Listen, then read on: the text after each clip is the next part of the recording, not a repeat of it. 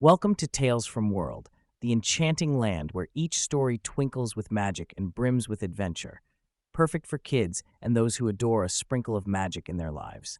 Make sure to subscribe for a treasure trove of delightful tales. Let's dive into today's whimsical tale, The Three Little Pigs. Once upon a time, there were three little pigs named Penelope, Paul, and Peter.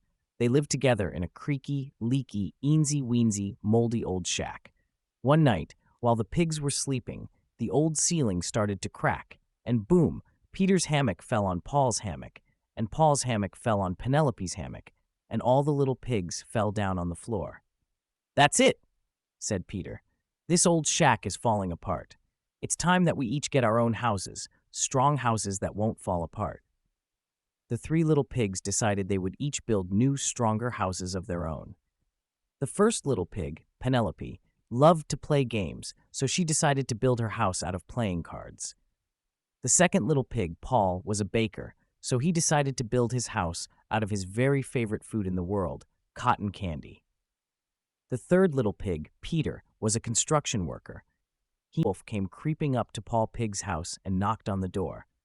Little pigs, let me in," said the wolf.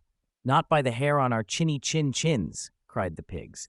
"Then I'll huff and I'll puff and I'll blow your house in," said the wolf. The house of cotton candy wasn't strong enough. The big bad wolf huffed and puffed and blew the house down. Whoosh, Penelope and Paul ran and ran until they came to their brother's brick house. "The wolf is trying to gobble us up," cried Paul. "Don't worry, he won't be able to get us in here," said Peter. Outside, the big bad wolf came creeping up to Peter Pig's house and knocked on the door. Little pigs, let me in," said the wolf. "Not by the hair on our chinny chins," cried the pigs. "Then I'll huff and I'll puff and I'll blow your house down," said the wolf. But the house of bricks was too strong for the wolf. No matter how hard he tried, he couldn't blow the house down. "Mr. Wolf, you're not going to gobble us up today," said Peter proudly.